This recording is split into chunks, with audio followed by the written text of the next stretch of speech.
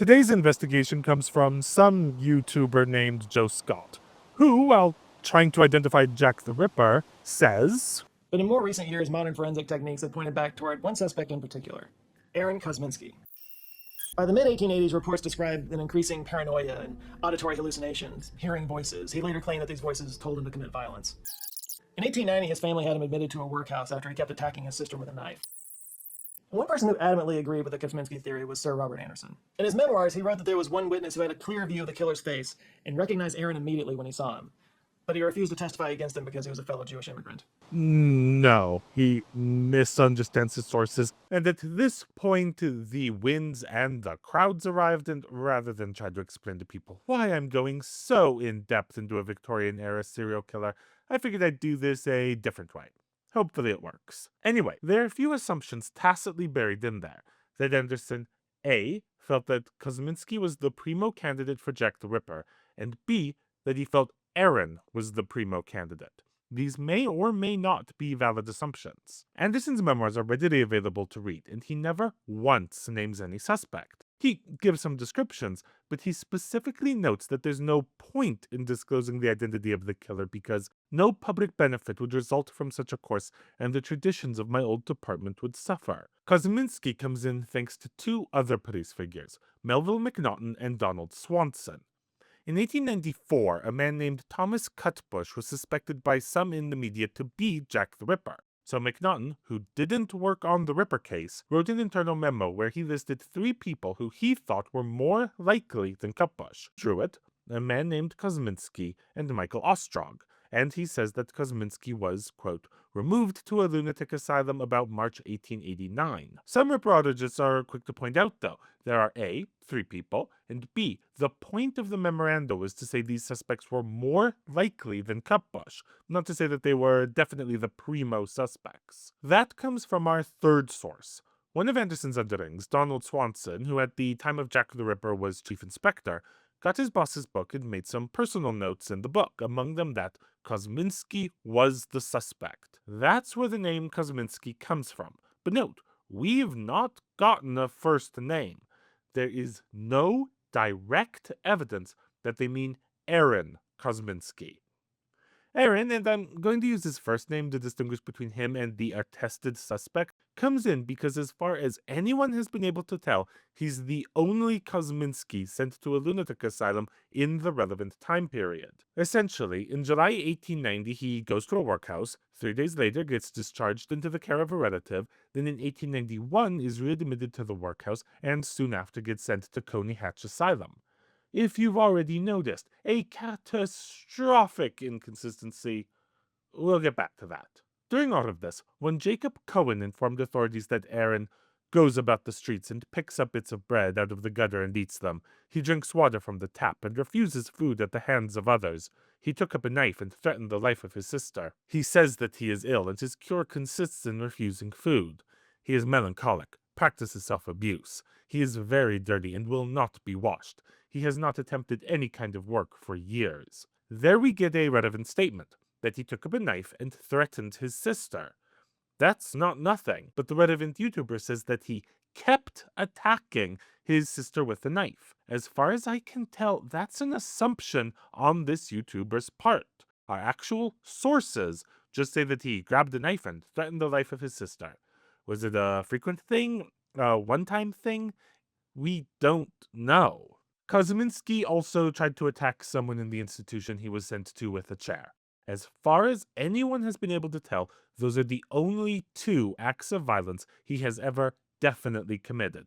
Some sources add a couple additional lashing outs in the asylum, but it's hardly the extreme violence that often gets implied.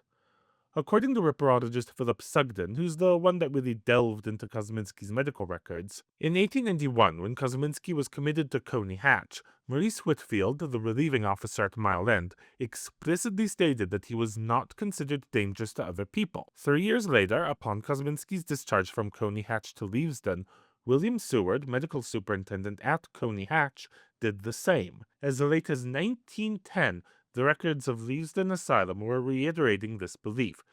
Clearly, the authorities in these institutions never knew that their patient had been suspected of the Whitechapel murders, and, notwithstanding the incident of the chair, nothing in his behavior while under their care gave them reason to believe that he had homicidal tendencies. But note the change. The YouTuber now casts Aaron as an incredibly violent person who has voices in his head telling him to commit violence. Again, as far as I can tell, it's not necessarily a fiction, but it's so far beyond what our sources tell us, it might as well be. Aaron's medical certificate says he declares that he is guided and his movements altogether controlled by an instinct that informs his mind. He says that he knows the movements of all mankind. He refuses food from others because he is told to do so and eats out of the gutter for the same reason. His records also say that he refused to be bathed the other day as his instinct forbade him.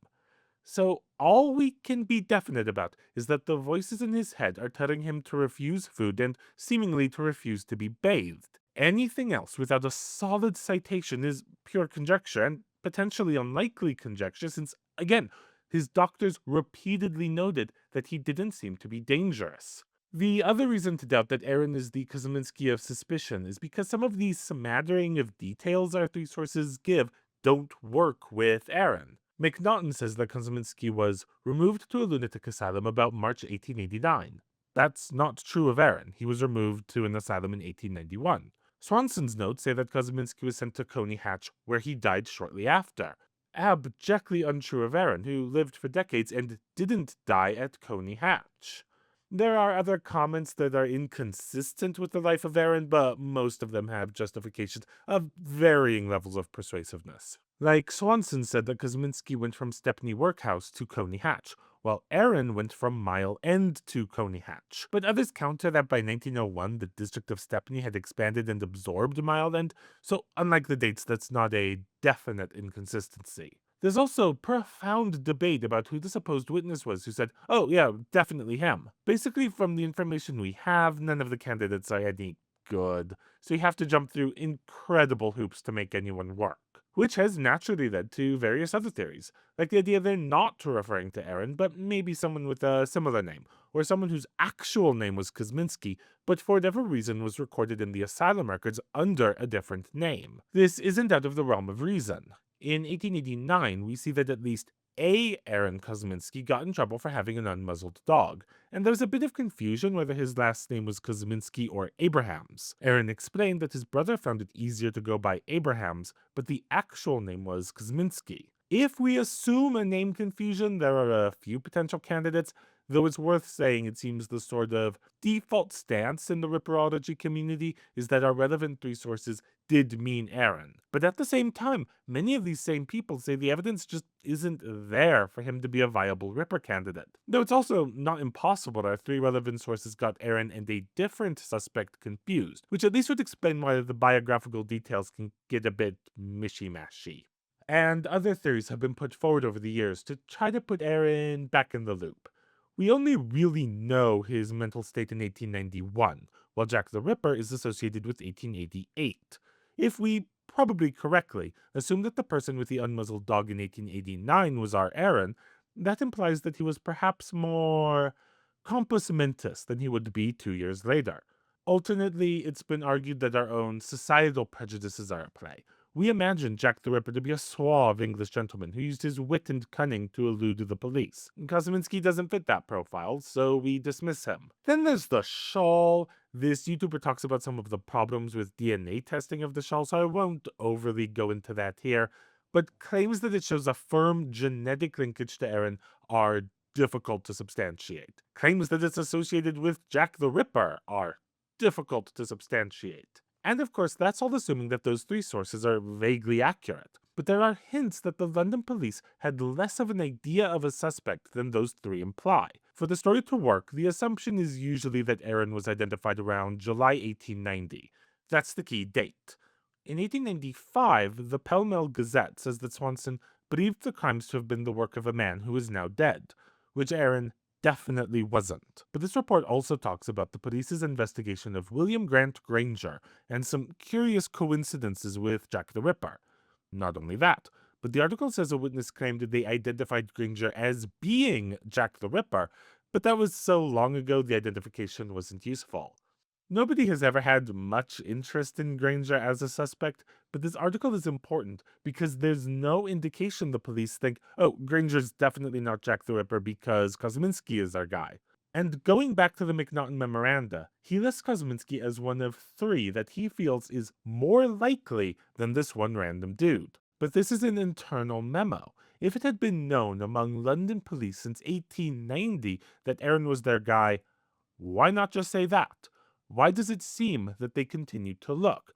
Especially since Macnaghten's preferred suspect was someone else on the list. And finally, it's been pointed out that Swanson's notes never actually say that Kosminski was the murderer. The notes seem to just be saying that Kosminski was the suspect Anderson wasn't naming, though personally I'm not sure how much I buy that one. Swanson seems to think that this is their guy. Though again, Swanson is quite clear that their suspect is dead, which should, in theory, eliminate Aaron from the conversation. It's a big part of the mystery. Little makes sense, and much of our documentation is gone.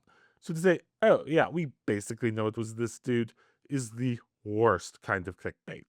And one more note, this YouTuber also gives a sort of makes you think fact. Of all the 11 cases in the Whitechapel files, the final one happened in February 1891, the exact same month that Kosminski was finally institutionalized. Again, it's not perfect proof, but the timeline adds up. Except they don't. Aaron returns to the workhouse on February 4th, is institutionalized February 7th, and the relevant murder was February 13th.